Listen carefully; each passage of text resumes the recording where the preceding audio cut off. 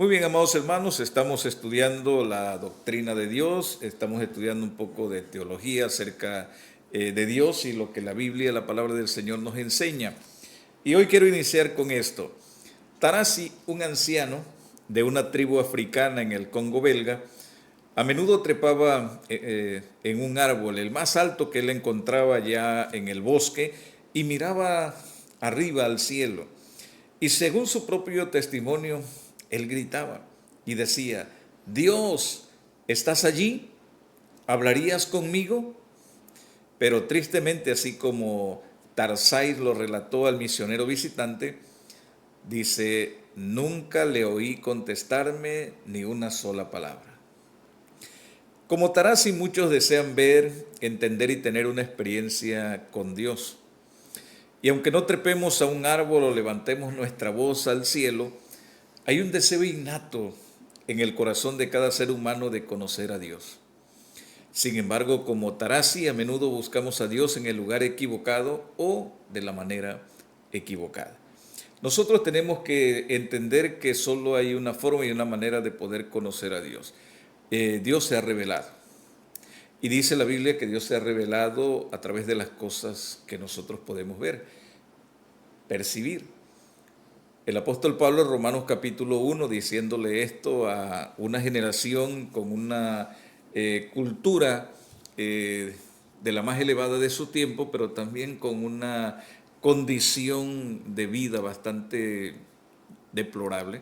De hecho, precisamente esta fue la razón por la que Roma sucumbió ante los bárbaros, porque precisamente su vida era una vida total y completamente llena de depravación. Se entregaron a, este, a todo tipo de eh, deseos que los llevó a una vida completamente ajena a lo que al final de cuentas ellos habían querido ser. La Roma, la Roma imperial, esa Roma llena de gloria, pero terminaron por dejar a Roma como una ciudad llena de miseria y de abandono. Y Pablo le dice: lo que de Dios se conoce, es manifiesto, pues Dios lo ha manifestado a través de las cosas que nosotros vemos.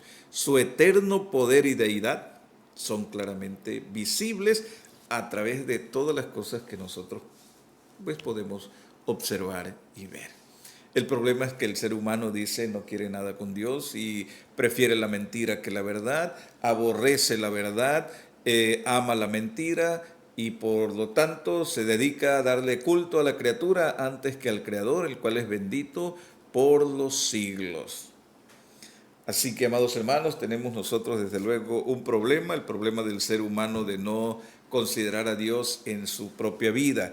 Isaías nos habla un poquito acerca de cómo él percibió a Dios y dice Isaías capítulo 6, versículo 1: en el año de la muerte del rey Usías, vi yo al Señor sentado sobre un trono alto y sublime, y la orla de su manto llenaba el templo. Uno sentado sobre un trono alto y sublime.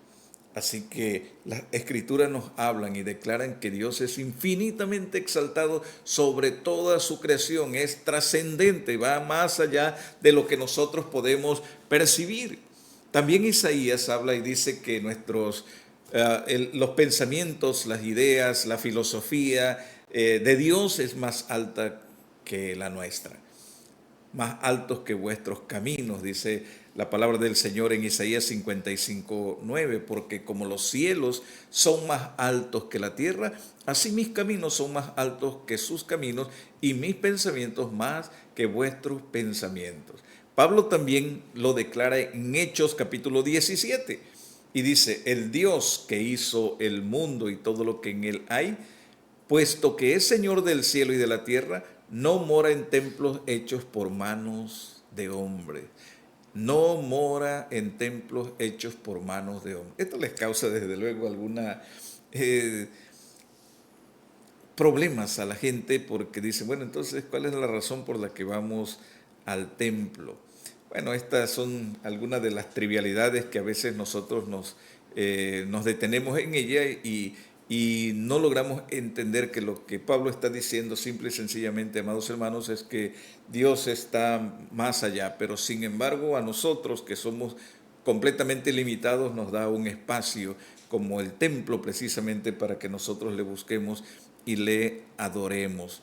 Ahora bien, también hemos comentado que si bien es cierto entonces que Dios está por encima de todo, que Dios es excelso, que Dios es infinito, que su gloria está muy por encima de todo lo que nosotros podemos ver y percibir, también, amados hermanos, es importante que nosotros podamos atender cómo nuestro corazón a veces queda atrapado en lo pecaminoso de nuestro corazón, la naturaleza que nosotros tenemos, esa tendencia a hacer lo malo delante del Señor. Y en este sentido, amados hermanos, cuando hablamos de eso, ya hemos dicho que luchamos con algo. ¿Y cuál es eso? Bueno, que el pecado nos convierte a todos nosotros en ladrones de gloria. Y esto, amados hermanos, desde luego porque nosotros simple y sencillamente somos seres orgullosos, vanidosos, soberbios, altivos. Esta es naturaleza, naturaleza pecaminosa, desde luego. Y cuando venimos a los pies de Cristo, nosotros tenemos que tener el cuidado de que nuestro corazón no quede atrapado allí. Tenemos que ahora aprender a vivir una vida distinta, diferente, tal cual el Señor nos pide a través de su palabra. Por eso es importante que nosotros sepamos cuál es nuestro lugar y el lugar de Dios que se menciona en las Sagradas Escrituras. ¿Cuál es el lugar que Dios tiene, amados hermanos, de tal forma que nosotros podamos honrarlo tal cual Él nos enseña y nos muestra? Porque siendo Él soberano, Él determina absolutamente todas las cosas. Solo la gloria de Dios puede satisfacer el hambre de gloria en nuestros corazones. También esto es algo que ya vimos, ya comentamos algo sobre eso, pero es importante tenerlo en cuenta porque siempre caemos en este problema. Recuerde usted algo, la creación no tiene la capacidad de traer contentamiento a nuestro corazón. Ninguna cosa creada, ninguna persona creada puede traerle a usted dicha y felicidad, puede darle a usted paz.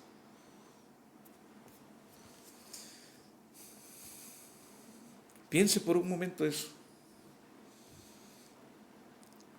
Y recuerde esta verdad, no busque lo que no va a encontrar aquí en la creación, búsquelo en el Creador.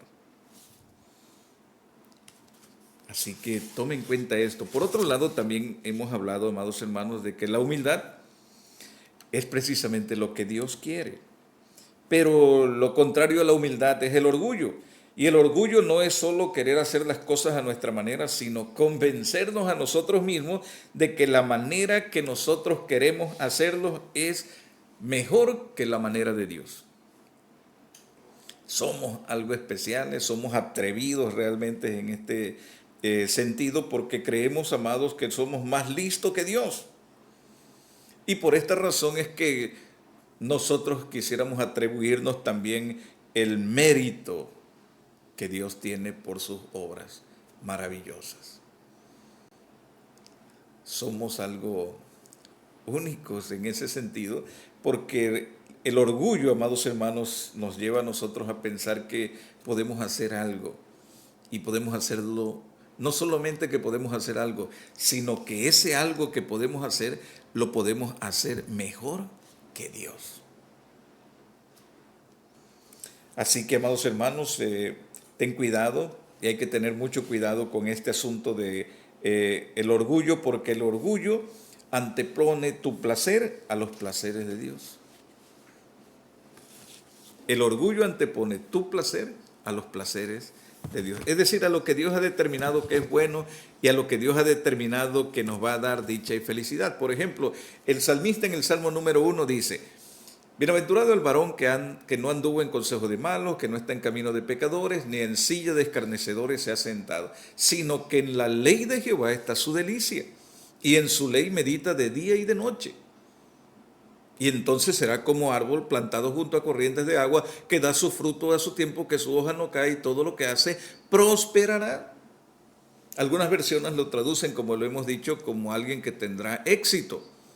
Y note usted, ¿quiere usted ser dichoso, bienaventurado, feliz? No se junte con los malos, no camine con ellos, no comulgue con ellos. Deleite se dice en la ley de Jehová, pero ahí está el problema, porque usted y yo lo que menos hacemos es leer la Biblia. Lo que menos hacemos es investigar, por lo menos para saber, como decían aquellos hombres en Atenas, pues vamos a escuchar este palabrero a ver qué dice y a ver si lo que dice es verdad. Haga lo que hizo Josh McDowell cuando él confrontó a unos jóvenes que estaban predicando en la universidad y les dice, él venía de un problema muy fuerte, fue un hombre abusado sexualmente por la persona que se encargaba de cuidarlo y él venía con una amargura, un odio, un resentimiento tremendo en su corazón. Y entonces cuando escuchó acerca del Evangelio, él dice, no, todo eso es mentira, eso de que Dios está, de que Dios nos cuida, eso no es verdad. O sea, en mi experiencia, yo estoy viendo que no es cierto. Y lo que dicen ustedes no es cierto. Y entonces él habló sobre el asunto que tiene que ver con la resurrección y los muchachos simple y sencillamente le dijeron, ok, vamos a hacer una cosa. ¿Por qué no te das a la tarea de convencernos de que realmente la resurrección de Cristo no es real, que no es histórica, que no es parte de nuestra historia y por lo tanto, pues simple y sencillamente, si nos das los argumentos propios, necesarios, pues puedes convencernos de ello? Y él decidió hacer su propia investigación y al final de cuentas salió quebrantado y totalmente convencido de la realidad de la existencia de Dios, la existencia de Jesús, la obra magnífica de Cristo en la cruz del Calvario y la resurrección. Por eso él escribe un libro que se llama Evidencia que exige un veredicto. Evidencia que exige que lo creas o lo repruebes. Ahí están. Y lo mismo sucede, amados hermanos, en este término, desde luego, con nosotros. Usted al final de cuentas investigue, vea en la palabra, dése cuenta de la palabra, de lo que Dios está diciendo y que Dios está diciendo como una realidad para ti, que será lo que traiga para tu vida la dicha, la felicidad, la paz, el gozo, el contentamiento. Y en fin, todas aquellas cosas que realmente nuestra alma necesita. Pero, amados hermanos, tenemos este problema. Usted y yo, simple y sencillamente, pues no queremos nada con Dios. Y no queremos nada con las Escrituras. No queremos nada con el Señor. Por eso es importante analizarnos un poquito. ¿Qué es lo que yo creo acerca de Dios? Ya vimos eso también los jueves pasados. Hay personas que creen que Dios es el genio de la lámpara maravillosa. Hay otros que dicen, sí, yo creo que Dios es real, pero pues no tengo nada que ver con Él, ni Él tiene nada que ver conmigo, y por lo tanto, pues simple, sencillamente, Él tiene su vida, yo tengo la mía, y pues todos contentos. Pero hay algo que la gente no entiende, que Dios es soberano y que Dios ha dispuesto todas las cosas para su gloria. Y en esa soberanía es donde nosotros tenemos que pensar detenidamente, porque la soberanía de Dios abate el orgullo del ser humano. Y todo lo que Dios ha creado, dice en las Sagradas Escrituras, es bueno. Y si es bueno, entonces, amados hermanos, está diseñado para que tú alcances tu mayor plenitud. Por eso el salmista, cuando habla acerca de Dios y del conocimiento de Dios y del entendimiento de la gloria de Dios, de la infinita sabiduría de Dios, dice: ¿a quién tengo yo en los cielos sino a ti? Y fuera de ti nada deseo en la tierra. Y el salmista lo dice después de haber tenido un conflicto en su alma y en su ser, porque dice: ¿por qué prosperan los malos? ¿Por qué la gente que se esfuerza en vivir una vida correcta a veces pareciera que les va mal en lugar de que les vaya bien? ¿Qué pasa con este Dios? ¿Acaso en vano, dice el salmista, acaso en vano yo he limpiado mi alma y he tratado de ser una buena persona? ¿Para qué si me va mal? Hasta que el salmista dice: tan torpe era yo que no entendía. Era como una bestia. Y muchos de nosotros vivimos torpemente, amados hermanos, porque de pronto no estamos entendiendo, no estamos comprendiendo. Y el salmista dice: hasta que entrando en la casa de Dios. Vea usted, hasta que entrando en la casa de Dios. Cuando usted entra en la casa de Dios, cuando usted entra a la iglesia, al templo, cuando escucha la palabra, cuando estudia la palabra, cuando usted tiene tiempos de reflexión como los que tenemos aquí, entonces usted empezará a entender y empezará a comprender la verdad de Dios y la realidad de su vida y cómo y de qué manera debe vivirla. Por eso, amados hermanos, dedicamos tiempo para la doctrina de Dios y para que nosotros podamos entender esta doctrina. Y una vez más, el día de hoy yo quiero solo en esta ocasión mostrarte algunos aspectos que tienen que ver con la soberanía, con la soberanía de Dios tal cual se muestran en las Escrituras.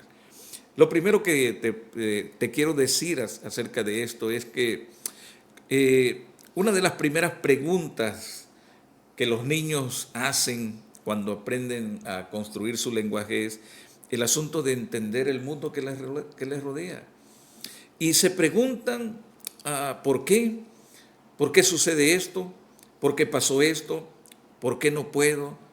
¿Por qué esta familia? ¿Por qué esta enfermedad? ¿Por qué esta ubicación? ¿Por qué esta situación? ¿Por qué Dios permite esto? ¿Por qué? ¿Cómo podría un Dios bueno dejar que esto suceda?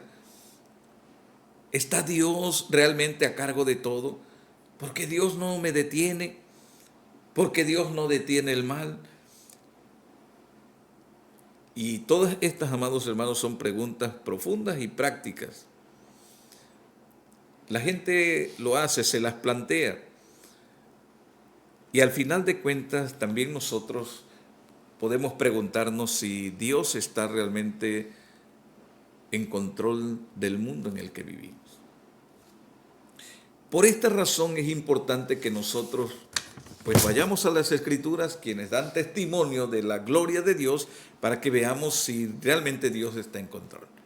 Entonces quiero mostrarte algunas ventanas, como en las computadoras, algunas ventanas que te van a mostrar aspectos de la soberanía de Dios y cómo Dios la ha hecho de forma práctica en la vida cotidiana.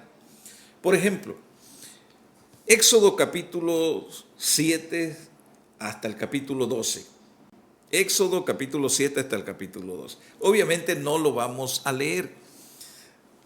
Quiero que tú lo leas. Por eso te invito para que tú tengas allí un lápiz, una libretita o algo, para que anotes estas citas y con calma vuelvas a leerlo.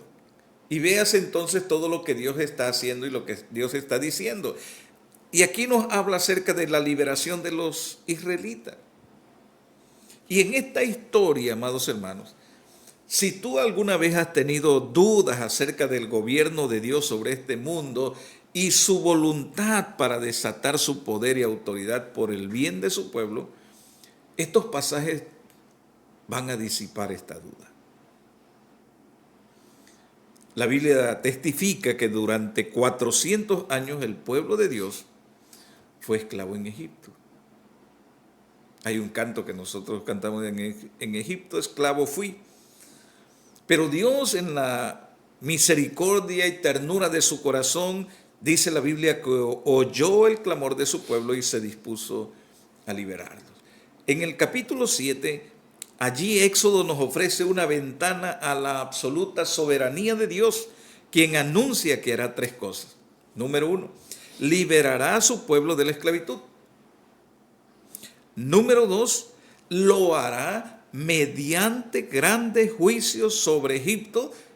Y número tres, va a demostrar que solo Él es el Señor.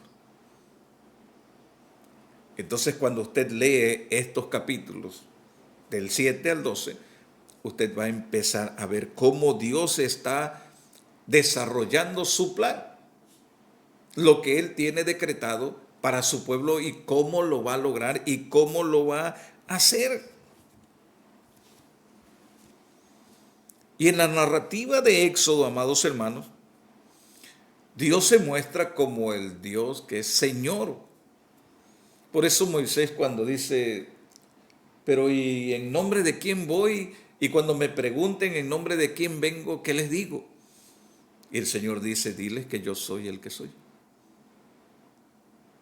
Y con esto, amados hermanos, Dios se estaba presentando no solamente delante de Moisés, sino delante del faraón, para decir que él no necesita pedirle permiso a nadie, que no hay cuestionamientos acerca de si tiene derecho o no a pronunciar tales declaraciones como lo expresa el libro de Éxodo, o si es capaz de ejercerla. En esta narración, el Señor, amados hermanos, muestra de manera categórica que Él es Señor, que Él es gobernador, que Él es el que rige en el mundo en el que se vive y que por lo tanto, amados hermanos, Él puede hacer lo que quiere, cuando quiere, con quien quiere y nadie puede detenerlo. Y esto es precisamente lo que pega duro en el orgullo, en la vanidad y en la soberbia de los hombres. Por eso mucha gente cuando lee a veces el Antiguo Testamento dice, no, pues lo que yo encuentro es a un Dios misógino, a un Dios que le gusta destruir pueblos, que se aprovecha de la gente por su poder y en fin, tantas y cuantas cosas. Ellos no consideran de ninguna forma y de ninguna manera la razón por la cual Dios está obrando en ocasiones de una forma airada contra los pueblos y las naciones. Aquí es donde hay otra situación, amados hermanos, que nosotros a veces tenemos que aprender a conocer. Cuando hablamos acerca de Dios, amados, hay muchos aspectos acerca de Dios. Hablamos de Dios que es un Dios santo. Hablamos de Dios como el Dios trino. Hablamos de Dios como el Dios que es eterno, que es infinito, como el Dios que es inmutable, como el Dios que es omnisciente, omnipotente, trascendente, como el Dios omnipresente, como el Dios bondadoso, como el Dios justo, como el Dios de amor, pero hay ocasiones que no nos gusta hablar de el Dios de ira. Por ejemplo, dice en Nahum capítulo 1, versículo 2, Dios es celoso y vengador. Dios celoso y vengador es el Señor. Vengador es el Señor e irascible. El Señor se venga de sus adversarios y guarda rencor a sus enemigos. Dios celoso y vengador es el Señor. Vengador es el Señor e irascible. El Señor se venga de sus adversarios y guarda rencor a sus enemigos. Esto, amados hermanos, a veces contrasta mucho con lo que dice Juan. El que no ama no conoce a Dios, porque Dios es ¿qué cosa? Como Dios es amor. Ok, sí, la Biblia dice que Dios es amor, pero también dice que Dios es ¿qué cosa? Es fuego consumidor. Hebreos capítulo 12, versículo 29 dice, porque nuestro Dios es fuego consumidor. Génesis, cuando habla acerca de eso, dice, horrenda cosa es caer en manos del Dios vivo. Hebreos capítulo 10, versículo 31, dice lo mismo. Horrenda cosa es caer en las manos del Dios vivo. Santiago también dice, toda buena dádiva y todo don perfecto viene de lo alto, desciende del Padre de las luces, con el cual no hay cambio ni sombra de variación. Con esto, amados hermanos, la Biblia nos está diciendo que de principio a fin, Dios está comprometido con lo que Él ha revelado y con lo que Él es. Un Dios que no se va a acomodar a la inclinación humana, sino uno que permanece por siempre sin cambios, dice las Escrituras, y sin sombra de variación. Por eso, amados hermanos, cuando nosotros conocemos a este Dios, tenemos que conocerlo en toda su extensión y plenitud, tal cual ha revelado. Y si Él se ha revelado, sí, como el Dios de amor, lleno de bondad y misericordia, sí, pero también es un Dios justo, santo y un Dios que se aira. Pablo dice, consideren la bondad y la severidad de Dios. Y en este sentido, amados hermanos, vean ustedes la bondad de Dios aquí en el Éxodo para con el pueblo. La bondad ciertamente para con el pueblo, como dice el apóstol Pablo también a los Corintios. La bondad y la misericordia para los que se salvan, pero locura para aquellos que se pierden. Éxodo entonces, amados hermanos, nos está declarando quién es Dios, el Dios que gobierna, el Dios que determina y el Dios que dice cómo y de qué manera se van a hacer las cosas. Así que cuando Dios declaró que iba a demostrar a los egipcios que solo Él era soberano, hablaba en serio. El problema es que el hombre no le cree. No creyó el faraón. Y entonces por eso Dios determinó cómo les iba a mostrar y a demostrar que Él es Dios. Y entonces nosotros empezamos a conocer toda la historia. Cada plaga fue un asalto directo ¿a quién? A los dioses que ellos tenían. En otras palabras, lo que el Señor, amados hermanos, usó para liberar a su pueblo de la esclavitud fue mostrarles su majestuosa gloria y soberanía y demostrarles una vez más que cuando el hombre cambia la gloria de Dios por la mentira y le da culto a la criatura antes que al Creador, Dios va a derrocar y a derrumbar sus dioses. Esto, si lo vemos un poquito más adelante ya en el Nuevo Testamento, se llama quebrantamiento. Dios quebranta tus dioses. Dios te quita debajo de tus pies aquello en lo que estás parado y que aparentemente te sientes seguro. Dios lo mueve porque Él quiere atraerte hacia ti, quiere que confíes solamente en Él, porque Dios es un Dios, dice la palabra, celoso. Y siendo Él celoso, amados hermanos, Él nos habla con amor. El problema con nosotros es que en nuestra necedad nosotros queremos robar su gloria porque nosotros queremos ser soberanos y no dejamos que Dios sea quien gobierna. Por esta razón es que nos frustramos con facilidad, porque carecemos del poder para hacer que las cosas funcionen según nuestros deseos. Porque Dios frustra nuestras maquinaciones. Esta es la causa de gran parte de nuestra angustia interna a niveles relacionales y situacionales. Es la razón por la cual nos enojamos unos contra otros. Nos enojamos con las personas que están enfrente de nosotros en la fila del supermercado. Es la razón por la cual a veces las vacaciones nos decepcionan o reaccionamos con impaciencia frente a nuestros parientes y amigos. Es la razón, amados hermanos, por la que no estamos contentos con lo que tenemos, con la gente que está a nuestro lado. Amamos a la gente en tanto que la gente se ajusta a lo que nosotros queremos. Cuando ellos deciden vivir su propia vida y andar de acuerdo a a los deseos de su propio corazón, pero si estos no se ajustan con nosotros, entonces nosotros les vamos a pagar con el látigo de nuestra indiferencia, con el látigo de nuestro enojo, con el látigo de nuestra ausencia.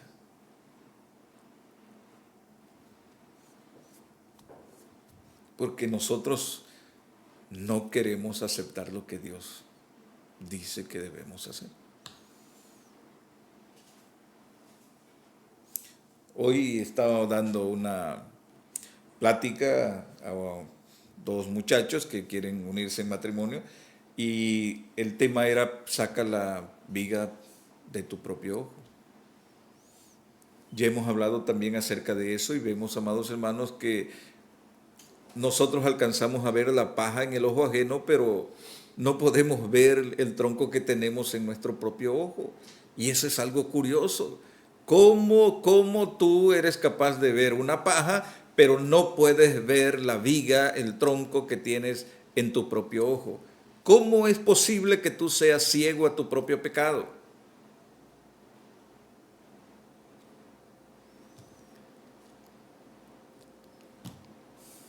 Y dentro de esto me hicieron esta pregunta: pero pastor, ¿qué hago yo con una persona que no quiere cambiar?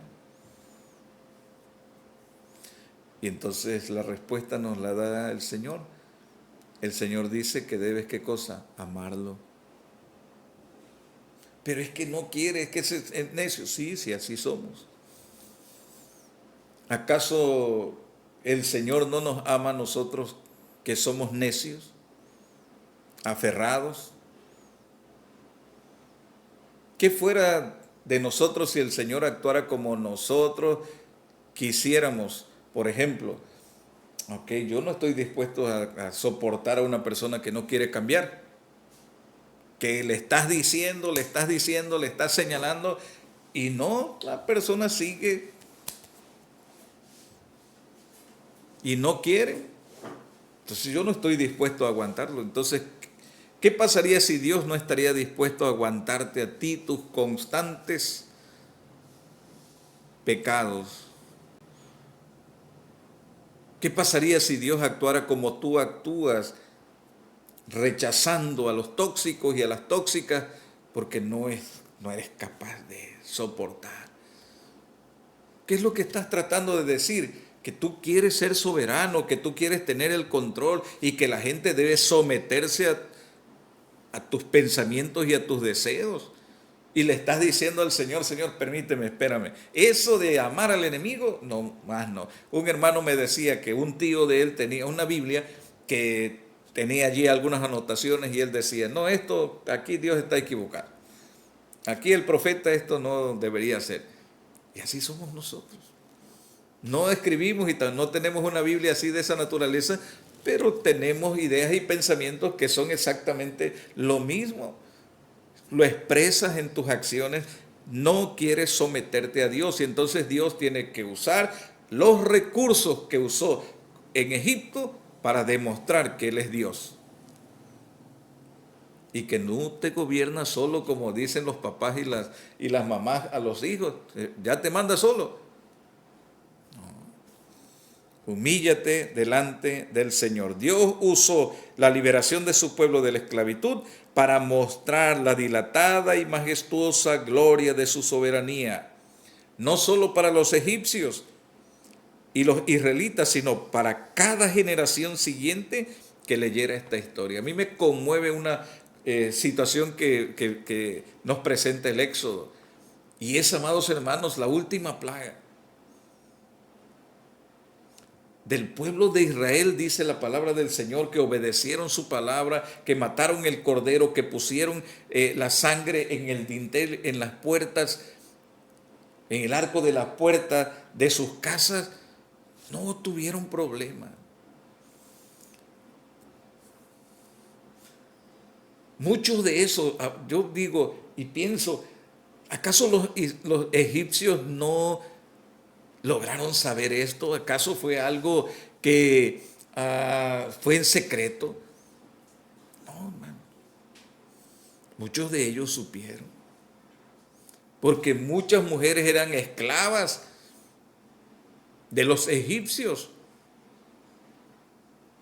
Supieron cómo y de qué manera era la forma de salvar al primogénito de la familia, pero ¿sabe qué? Se encontraron con un corazón duro, que rechaza, que no cree.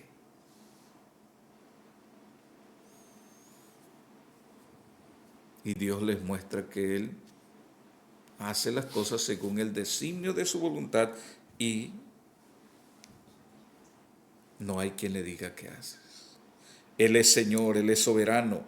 El mundo que creó, Él lo ordena para su gloria y Él no le rinde cuentas a nadie, no tiene debilidad y su autoridad y poder no conoce límites. Él usa su poder y su autoridad cuando lo desea y con quien lo desea.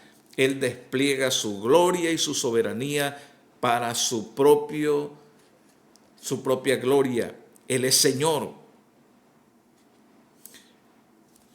La liberación de Egipto es una muestra de decirle al mundo poderoso de ese tiempo que era Egipto, yo soy el Señor. Así que cuando tú lees capítulo 7 al 12 de Éxodo, te puedes maravillar y adorar al Dios que gobierna. Una segunda ventana que quiero mencionar es algo que ya hemos mencionado en otras ocasiones y hemos hablado también ampliamente acerca de esto. Es Daniel capítulo 4 al capítulo 5, donde se habla de Daniel y Nabucodonosor. Esta historia es maravillosa. Y sea lo que sea que pienses acerca de la política y de las elecciones, necesitas esta ventana a la soberanía de Dios para comprender lo que en ocasiones parece no tener sentido. Proverbios capítulo 21:1 dice, cuando los repartimientos de las aguas, como los repartimientos de las aguas, así está el corazón del rey en la mano de Jehová. A todo lo que quiere lo inclina. Qué interesante. Como los repartimientos de las aguas, así está el corazón del rey en la mano de Jehová. A todo lo que quiere lo inclina. Esto es maravilloso. El Salmo 22:28 dice, porque de Jehová es el reino y él regirá las naciones. Daniel capítulo 2 versículo 21 dice, él muda los tiempos y las edades, quita reyes y pone reyes. Así que detrás de lo que parece ser el caos del gobierno humano, el ascenso y la caída de líderes y las frustraciones y temores que esto puede producir en un pueblo y en una nación, Dios nos está diciendo que Él permanece como soberano de la humanidad, de las naciones, que Él gobierna los tiempos y las fases de la historia de cada nación, que Él es el que pone los reyes y que Él los quita, y que ninguna autoridad humana tiene suprema autoridad. Todas están sometidas a la autoridad divina.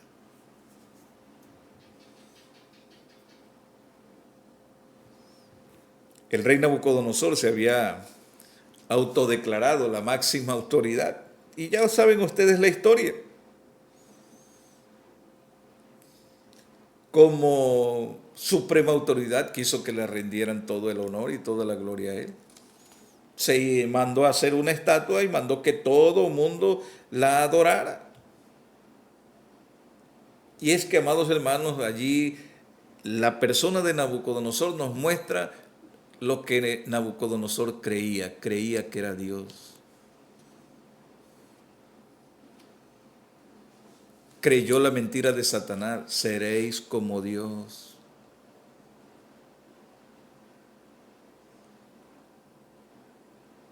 Y procuró vivir de acuerdo a lo que él creía. Y nosotros tenemos que aprender, amados hermanos, que hay alguien que gobierna los asuntos del cielo y de la tierra y que Él está trazando el curso de la historia y que Él hace levantar y caer los reinos de la tierra. No hay poder humano que vaya en contra de los designios de Dios. Daniel entonces en esta parte de las Escrituras nos muestra que hay un solo rey que gobierna y él dictamina. Por eso en este sentido, si hablamos de lo que sucede en nuestra nación, Dios está gobernando a nuestra nación. Usted tal vez no lo entiende, no lo comprende. Usted tal vez está pensando que esto no tiene nada que ver con política. Pues no. Usted puede creer y pensar lo que usted quiera, pero al final de cuentas usted tiene que saber que es Dios quien gobierna las naciones, pone reyes y quita reyes e inclina el corazón de ellos, dice, a lo que Dios quiere. Como los repartimientos de las aguas, así está el corazón del rey en la mano de Jehová. A todo lo que quiere, lo inclina. Pablo lo dijo de esta manera. Él produce el querer como el hacer por su buena voluntad. Hoy lo que sucede en nuestro país pareciera que es la autoría de un hombre. No, es la autoría de Dios.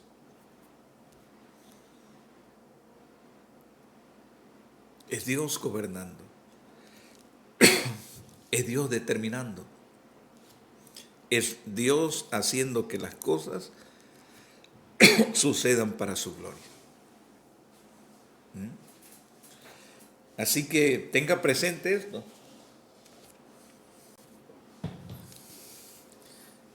Dios está trazando el curso de la historia en todas las naciones. Y llegará un momento en el que la historia de todas las naciones van a converger en un solo punto. La gloria de Dios, cuando el Señor venga, dice la palabra del Señor, con poder y gran gloria. Cuando los cielos se abran y todo ojo tenga que ver y contemplar la gloria de Dios y toda rodilla se tenga que doblar ante el Rey de Reyes y Señor de Señores. Por eso es que en este sentido nosotros como iglesia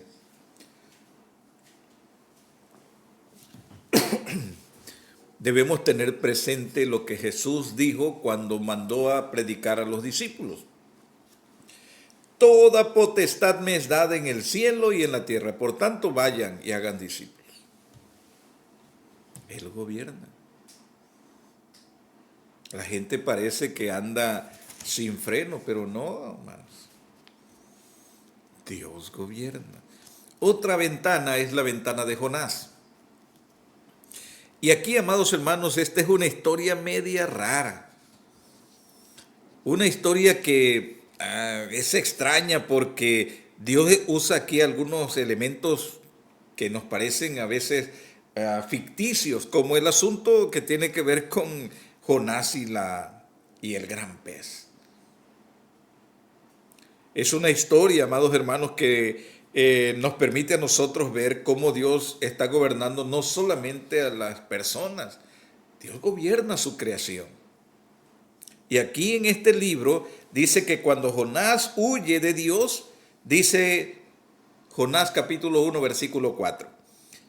Dios hizo levantar un gran viento en el mar y hubo en el mar una tempestad. Preste mucha atención a esto, amados.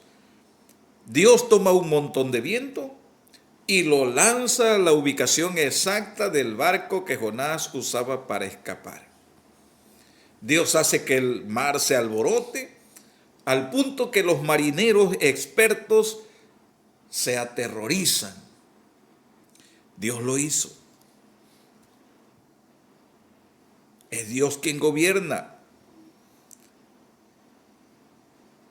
¿Quieres entender el alcance de su gobierno activo sobre todo lo que existe? La Biblia dice que los vientos y las olas obedecen su mandato. Él puede lanzar las fuerzas de la naturaleza a donde y a quien le plazca, donde le plazca y cuando a Él le plazca. Él es Señor. Ahora, toma muy en cuenta esto, amado. Estamos en época de huracanes. Ahorita están azotando diversas partes en el país. Caso de Acapulco, por ejemplo, ya sufrieron hace poco una devastación, hoy están sufriendo otra. La situación se torna complicada, como se ha tornado complicado en diversos lugares, pero Dios está diciendo que Él tiene el control.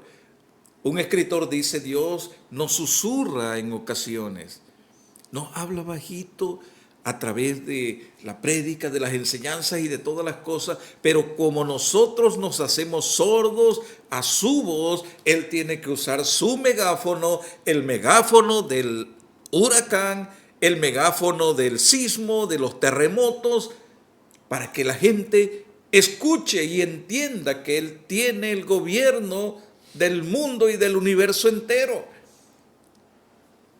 Y usted no puede de ninguna forma y de ninguna manera decir que Dios es un Dios que no tiene misericordia y bondad. Al contrario, es por su bondad y misericordia que propicia estas cosas para que el hombre en su miseria, para que el hombre sin nada clame a Él.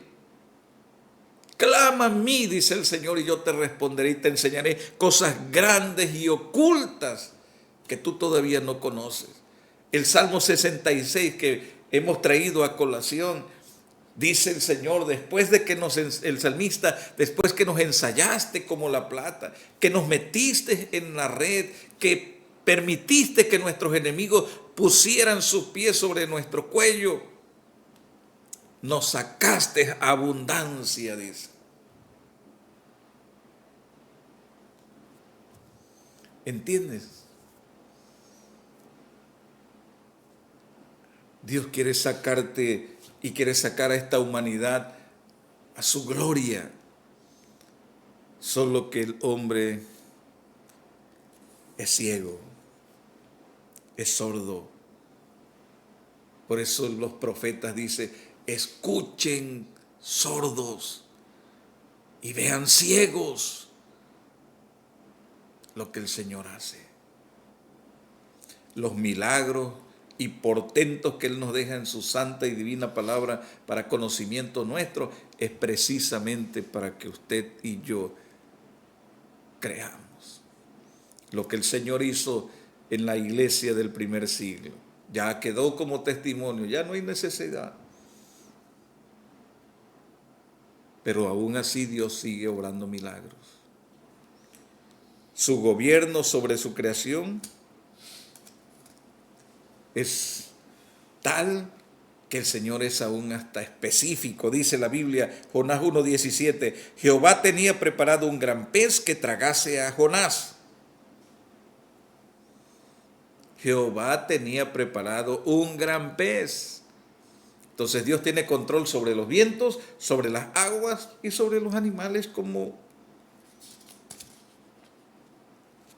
un gran pez.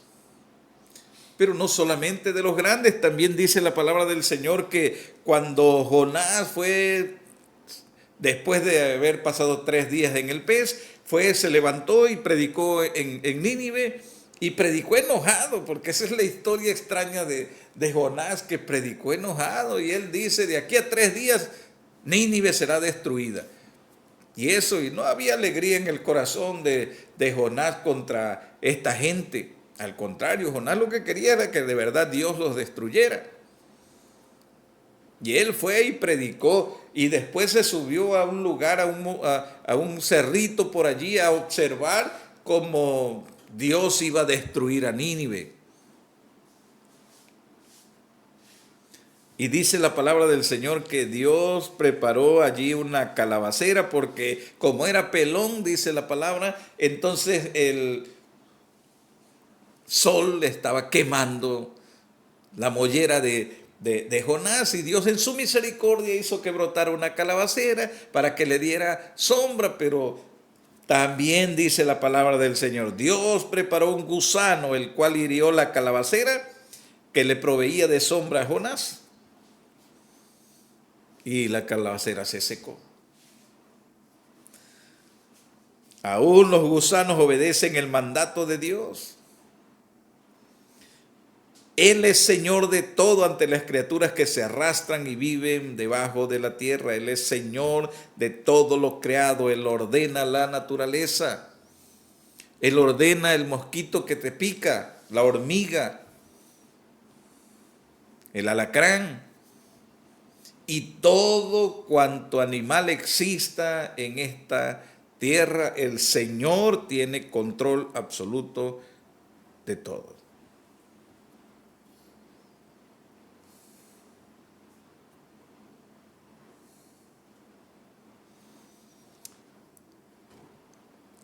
Hay ocasiones en que la gente no puede ver la gracia del Señor, pero la tormenta que Dios usó en el caso de Jonás, el pez y el gusano, es una herramienta de la gracia de Dios. Dios estaba buscando a Jonás y Dios quería usar a Jonás para que fuera y le predicara a hombres, mujeres y niños para que vinieran al arrepentimiento. Por eso el Señor le dice, no voy a tener yo misericordia de toda esta gente. Y así termina la historia de Jonás.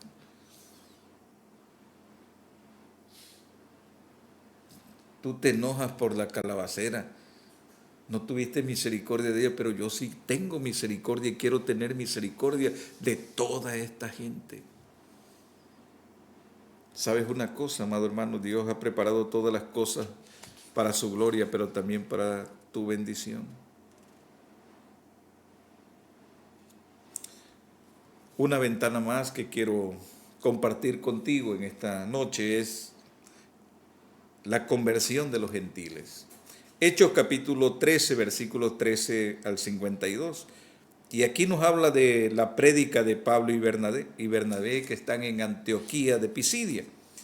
Y después de predicar en la sinagoga el día de reposo, dice que la multitud llenó las calles y la gente les rogaba que predicaran de nuevo el día de reposo.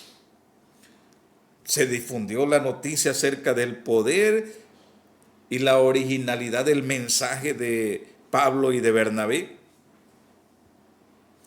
Y la ciudad entera se congrega para escucharlos. Los judíos se sienten amenazados, pero hay una receptividad hermosa y maravillosa de una multitud. Así que Pablo y Bernabé hacen su mejor esfuerzo para predicar. Pero también encontramos nosotros a estos judíos que hacen su mejor esfuerzo por refutar a estos predicadores. Lucas nos va a decir en un resumen. Y su resumen es que la explicación brillante de Pablo y de Bernabé produce un cambio en la vida de personas. Dice Lucas, los gentiles oyendo esto, se regocijaban y glorificaban la palabra del Señor y creyeron todos los que estaban ordenados para vida eterna. No basta con decir que Dios escogió a estas personas para que creyeran. Lucas nos está llevando a algo más. Dice que Dios también decretó que Pablo y Bernabé estuvieran allí y que predicaran públicamente un mensaje claro y que el mensaje fuera oído por estos gentiles y que ellos recibieran de buena gana y con alegría. Dios no solo fue soberano en estos resultados, en cada uno de los aspectos y de las cosas las acomodó para su gloria. Y es lo que ha pasado contigo. Haz un recuento de tu historia y verás entonces cómo Dios ha acomodado todas las cosas para que tú vengas al conocimiento de la palabra. ¿Cómo te han pasado cosas que tú nunca creíste que pudieras vivir y de pronto Dios te ha hablado? Pero es que Dios está ordenando todas las cosas. Los gentiles, oyendo esto, se regocijaban y glorificaban la palabra del Señor y creyeron todos los que estaban ordenados para vida eterna. Dios gobierna su mundo de tal modo que no vulnera la verdadera importancia y validez que tienen los agentes secundarios. ¿Qué significa esto? Simple y sencillamente, amados hermanos, que Dios usa todos los medios para que las personas vengan a un encuentro personal con Él. Esto debe llenarte de paz. Yo veo a personas a veces desesperadas o a veces ansiosas porque el hijo, la hija, la esposa no, todavía son rebeldes, son necios, son obcecados y no quieren dejar su vida de pecado. Pero no has orado. Y si oras, a veces oras, pero sin creer realmente en la bondad y el poder de Dios, porque, amados hermanos, Dios te está diciendo que Él gobierna y que en su tiempo y en su momento Él va a preparar todas las cosas para que tu hijo, tu esposo, tu hija escuche el Evangelio. Mi papá es predicador, fundó muchas iglesias aquí en el estado de Tabasco, en la zona que tiene que ver aquí con Jalapa, Tacotalpa, Teapa, aún aquí en Villahermosa. Y curiosamente yo no me convertí al Señor por una prédica de mi padre.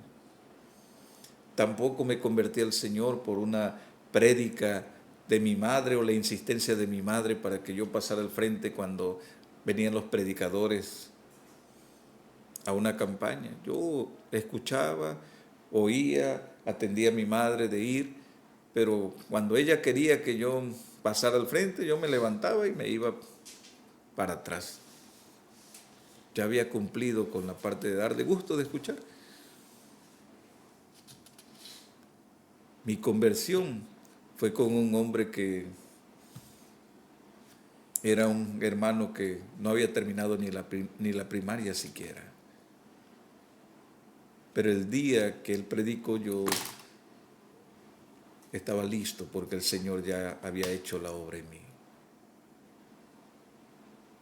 El día que él predicó no usó palabras rebuscadas, simple y sencillamente habló acerca de cómo Dios nos lleva hasta un punto en el que Él produce en nosotros una gran necesidad de Él.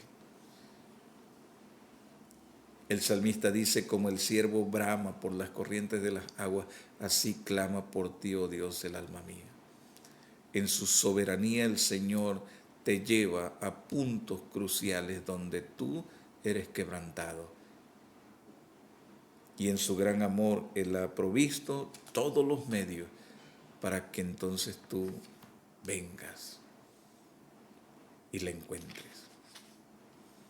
Esos son los predicadores o los hermanitos de la iglesia o la niña, aquella esclava que le dice a Amán, en mi pueblo hay un hombre que te puede sanar de la lepra. O los siervos de Naamán que le dicen, Señor, ya estamos aquí, ¿por qué no entras? ¿Qué te cuesta zambullirte en el Jordán?